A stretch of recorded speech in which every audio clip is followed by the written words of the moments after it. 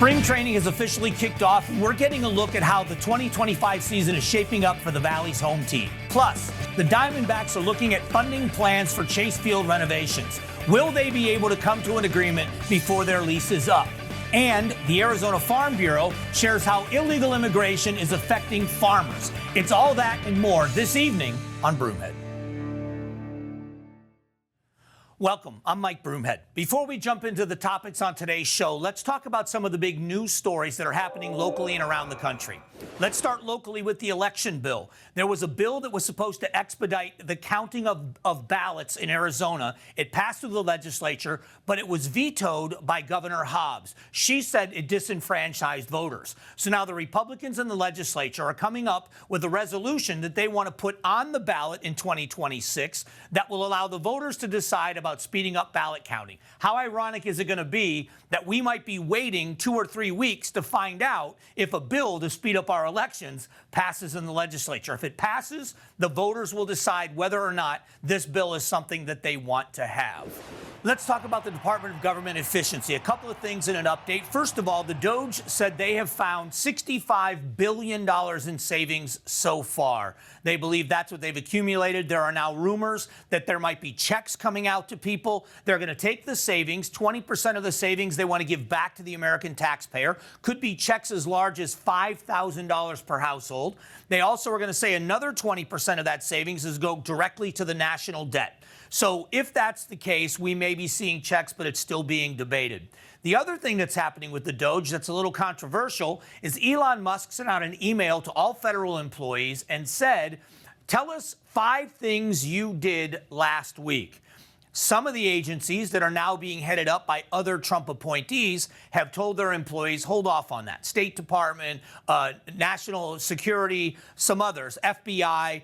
So we'll see if they comply and if this is going to work. Is this an overreach? Is this a little bit too much? That's been the big question. The job is not essential, or they're not doing the job well.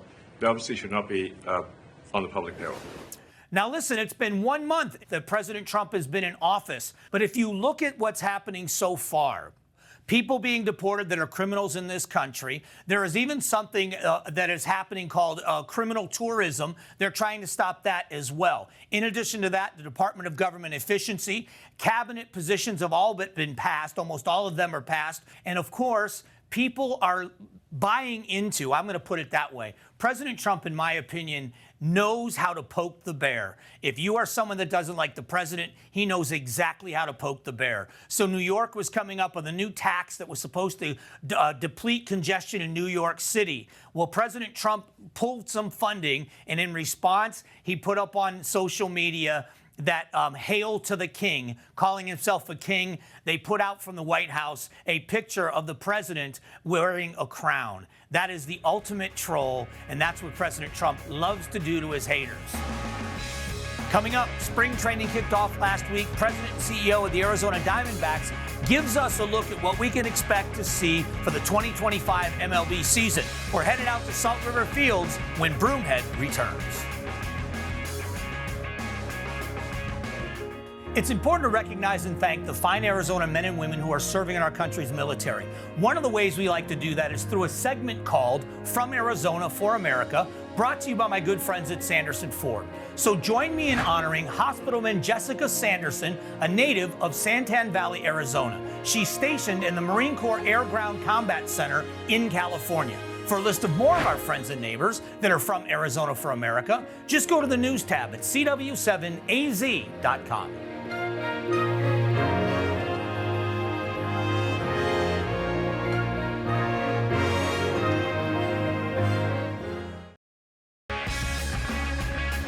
It is that time of year. We are out at Salt River Fields. It's spring training. So who else would we be talking to but Derek Hall from the D-backs, man? Thanks for doing this. Thanks for being out here, of course. I want to talk about spring training. I grew up in South Florida, so I know the Grapefruit League, and it's just a different feel. What happens here is the coolest thing this time of year all over the country. Yeah, it's remarkable. I mean, people plan their vacations to come here. They plan their spring break. But when you have 15 teams in one area, I also was part of the Grapefruit League when I worked for the Dodgers, and we would have to go, 3 hours to play some games, and you don't get back till 11 o'clock or 12 at night. The furthest that you go here is maybe 45 minutes or an hour from any other point. and fans just love coming out to the Cactus League. Yeah, and what's great about this, as you said, the teams are so close together. There are people that come here without a loyalty to a team, and they hit all the parks because they're baseball fans. Absolutely they do, and it doesn't matter which team they're coming to see. Their team may be in Florida, but it's about coming out here for the experience and seeing these great ballparks. I'm a little biased. I still think Salt River Fields is the best there is. It is. This really is the Taj Mahal of baseball, but this city is a mecca for baseball. When you look at historically, whether it's ASU or GCU, spring training, the fall league, this is the place to be for baseball. And when you want to have access to the major league players, you're right on top of them. The seating is spectacular. There's not a bad seat in the house. The players seem to be more accessible. It's more of a laid-back attitude. I know there's a lot of players trying to make the team, but the atmosphere is access. It is. On the first day of spring training, I say to the team, we want you to sign autographs, take pictures, and if you go back on our practice fields, all the fans are out there for free. They get to interact and engage and walk with the players from field to field, from the clubhouse to the field to their parking lot. It's really good. The interaction, the relationships that we build, I mean, we carry it over into the regular season when we go back downtown. I remember growing up and watching the Royals. They were in my hometown. And George Brett was always so accessible to the fans, and they played the Reds one day, and Dave Concepcion came out and signed autographs. And it was just, as a little kid, I'll never forget it. That was 1979, maybe? Yeah, absolutely, and that's why I say to our players, don't regret it one day. Go out there and sign autographs, and those kids, you're going to change their lives. They're going to impact them. They're going to be baseball fans for life. More importantly, you're a fan for life. And then I point to Gonzo and say, here's Luis Gonzalez, who signed every autograph at every community event, and he's still a fan favorite today. And we've got guys like that. Corbin Carroll's like that. He's unbelievable. Well, that's the cool thing about this. This young team has got such a young fan base. It's no longer just about the legends that played. It is them, but it's now the next generation. It's this next generation, this new young team. And by the way, I said it at our first press conference here this year. This team is about the most likable group of players on a roster that we've ever had. Easy Fans to cheer for. Like this team. So let's talk business for a minute. Economic impact of spring training in this valley is what? It's remarkable is what it is. When you look at last year, 1.6 million fans came to spring training games, and it's all around Arizona, right? And it's all around Phoenix, greater Phoenix. You're looking at Scottsdale, you're looking at the tribe here, the tribes that benefit from it.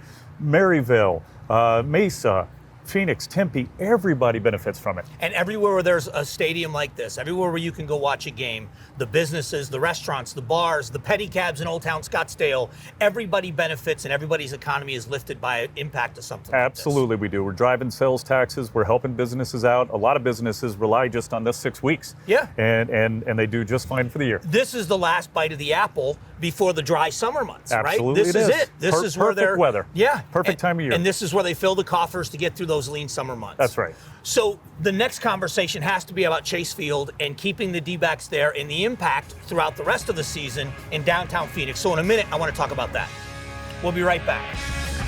The Diamondbacks and Arizona lawmakers are hoping to hit it out of the park with the latest plan to fund Chase Field renovations. But will they be able to get legislative approval? Find out next. All right, now let's talk about what happens in the regular season. This is spring training, but you're building towards something. Let's talk about this team and what they're shaping up like. You're adding some good pieces. Fans are excited. Yeah, for the most part, you still have that same team that went to the World Series in 23 unexpectedly. Last year, we came up short. We were disappointed. We should have been in the playoffs, and I think we've gotten even better. We've improved. Bringing in Corbin Burns, for example, was a tremendous move. Josh Naylor at first base. Energy, excitement, a little bit crazy. It's great. But our fans are excited. This team is excited, and they're focused. The fan experience here is second to none when it comes to spring training. At Chase Field, you want to give them that same experience. Let's talk about the battle to keep you there, the financial, the business part that nobody likes to talk about, but it's got to be talked about. Well, we've been trying to find a solution for over 10 years. Here we are. We're now the fourth oldest ballpark in our league. And we're coming up on 30 years here soon. Our lease is expiring. We want to stay downtown. We want to stay at Chase. We've built memories, created memories there for fans for years. We're proud of the impact we've had on the economy, both for the city, the state, the county, and now we look like we have that private-public partnership that we've been asking for. We're willing to put, as we already have, put hundreds of millions in that building. We're willing to put more. We're saying that we put $200-300 million in that building right now, but we can't do it alone. We need some help. And so Jeff Winiger, Representative Winiger, has created a very strong bill, in my opinion, to achieve just that. And it doesn't the two things that for me that stand out. Number one, it doesn't raise taxes, so Right. people are not paying more. The other part of it is it's money that's being spent at the ballpark that you're able to recoup to use to improve the ballpark. That seems to me to be the best solution. I agree, and it's already in place with one of our other sports facilities in town, and it works. So we're just taking the existing sales tax and income tax that is generated at the ballpark, putting it back into the building, not into our pockets, and that'll help us. It's not a huge amount of money, but it allows us to now go out and borrow based on that and service the debt with it. But I'm thrilled, and there seems to be a lot of momentum, a lot of support for it, both sides of the aisle. It's not just the D-backs. It's the other stuff that goes on throughout the year. The concerts, Elton John has been there, Stevie Nicks has been there, Billy Joel has been there. And then you've got big events that happen in there year round that also benefits the restaurants in the building, the people that work in the stadium, and the businesses around it. That's right. That's exactly right. So the more that we invest in our ballpark, which we plan on doing, we're going to get more fans there as a result of those investments and the renovations. As a result of more fans and more attendance, we're going to increase the sales tax all around us with every retail, restaurant, bar around. In addition to that, if we develop around Chase Field, which we want to do too, that's new taxes that are going to be going to the county, the city, the state. And we've carved out and held harmless in each of the 3 different municipalities money for education through the state. Yep. 0.6 of that 5.6 is going to remain with education. Out of the 2.3 with the city, 0.3 designated for police and fire, public safety, and out of the 0.7 from the county that we would have access to, 0.2 of that going back to county jails. Give me an example of what this revenue will do with the improvements inside of Chase Field. How will the fan experience change? Well, it is going to change, but first and foremost, a lot of what we're going to have to do, and we've talked about this, Mike, is unfortunately the fans won't even see. It's not fan facing, it's infrastructure because of the age of the ballpark and the condition of the ballpark. Things like repairing concrete, repairing pipes, redoing the HVAC system, overhauling that. Now that'll help with fan experience. Right. But then we're going to bring in new clubs, new standing room areas. People watch games differently now. If you go to the new ballparks, it's night and day compared to what we have. We're going to take some of those great concepts that are working everywhere else that our fans are craving and bring it to them because they deserve it. Well, I've been such a fan forever, and you guys just keep making it a better experience. I love this team, and I love the concept, and I can't wait to when it's solidified you're staying. I can't wait to be able to make that announcement. We'll be here forever if we do it. So let's get this thing passed and be here forever. And I'm a huge fan of yours. Thank you. Thanks for doing this. Go D-backs. Coming up, grocery prices continue to climb, and the tension regarding possible tariffs are still high. Find out what tips the Arizona Farm Bureau has for consumers when Broomhead returns. Here's a look at some upcoming events that should be on your radar. First up, the Phoenix Suns take on the LA Clippers, happening Tuesday, March 4th at the Footprint Center in downtown Phoenix. Tickets can be purchased online. Then it's a performance from the U.S. Air Force Band of the Golden West. It's happening on Tuesday, March 4th at Mesa Arts Center. The performance is free and it's family friendly.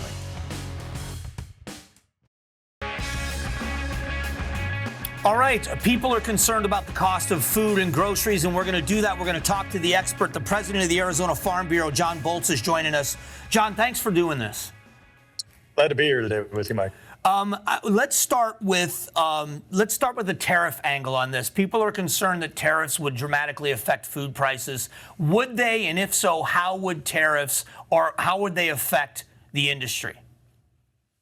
There's certain products that it might impact more than others. The United States imports more food today than ever. In fact, we import more food than we export. That started about 2 years ago. So it is going to impact us some, but we still thankfully produce the majority of the food and fiber we need right here in the United States. When it comes to the immigration enforcement that's happening right now, the border enforcement, is that going to affect your industry in Arizona? Where we're at in Yuma, we have a legal workforce. About 15,000 folks cross the border daily. They either have a temporary or permanent status or are U.S. citizens that choose to live in Mexico. So we have that part. We have about 15,000 folks that travel in from California, about 10,000 folks that live here in the Yuma area and work in agriculture every day, and about 8,000 H-2A workers. That's the federal guest worker program. So 45,000 legal workers working in agriculture. And while we are short of workers, we don't expect border enforcement to impact us because we do have a legal workforce. I think the other thing worth mentioning is while the tariff situation may be challenging for farmers and ranchers and how it impacts our business, how it impacts our consumers, all across the U.S. and Canada and Mexico. The impact of lawlessness at the border is huge on Arizona and on our rural border communities, farmers and ranchers that farm and ranch right along the border, and human trafficking that happens along the border has devastating impacts on the people involved in that, the people receiving those drugs, and on the lawlessness that happens in our communities. It's just devastating. So, we realize it's challenging for agriculture, but we're fully supportive here in rural Arizona and across the southern border of this administration leveraging what they need to turn our borderlands in southern Arizona back into places of legal commerce. It's key for us living here. Shifting gears to the price of eggs right now, it's a question I was asked and I'm not sure I have the correct answer to. Why are we seeing egg prices go so high, but it's not affecting prices in chickens and the chicken we consume? The difference between the fryers and the laying hens, what's the difference? Well, I'm not an expert on egg or chicken production, but I do know that the laying hen, the egg industry, has been very hard hit lately by bird flu. Also, prior to those impacts that have been hitting in the last several months, we also had efforts by the Humane Society of the United States to force egg producers and some propositions like the ones in California that drove agricultural producers, so egg producers, to have to completely change how they produce eggs.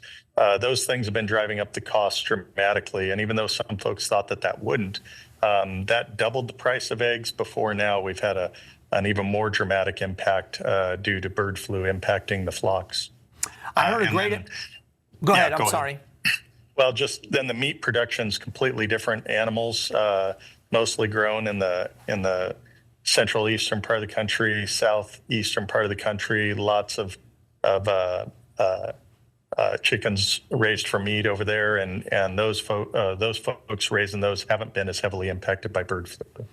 It also, someone with your organization said to me on the air, which I thought was brilliant, that you're the only industry that you pay retail for everything you use to produce your whatever you're selling, but you have to sell it at wholesale, where most of us do it just the opposite. We pay wholesale, we sell it retail. That's got to affect you dramatically. That's right, Mike. And so the other component is we're price takers in the marketplace. When folks go to the grocery store, they don't realize that grocery stores have a lot of leverage. Large restaurant chains have a lot of leverage to be able to demand a certain price so they can pass it on to their consumers. Farmers and ranchers don't always have the option of passing along all the costs. So we're price takers in the marketplace.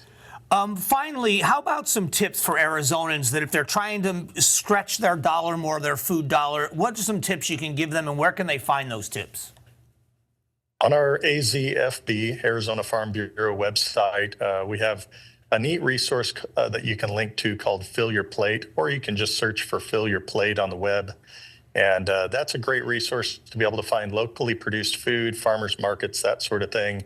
Arizona Farm Bureau represents large farms that produce 90% of the food that's consumed in the United States, but we also represent smaller farms that are producing for those niche markets in metropolitan areas and smaller communities. So you'll find locations from Wilcox to Agritopia in the Phoenix area, all the way on up to Mortimer Farms up in the Prescott Valley. So lots of options there. Check it out.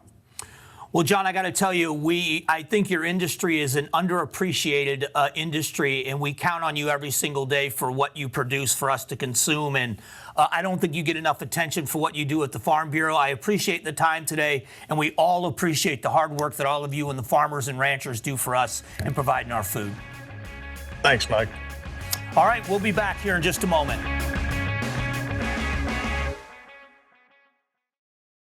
Thanks to all the guests who joined us on today's show. If you missed any of the interviews or you want to rewatch any of them, head over to cw7az.com/Broomhead. Now, every Sunday here on Broomhead, we ask a new poll question and we want you to participate in. The question could be about the economy, water, housing, or anything related to Arizona. This week, the question is, should the Diamondbacks stay at Chase Field or move to a new stadium? All you have to do is head over to cw7az.com/Broomhead and respond to the poll question. Next week, the Greater Phoenix Chamber is talking with us about how they're helping businesses access Arizona's legislative system. Thank you for joining us this week on Broomhead.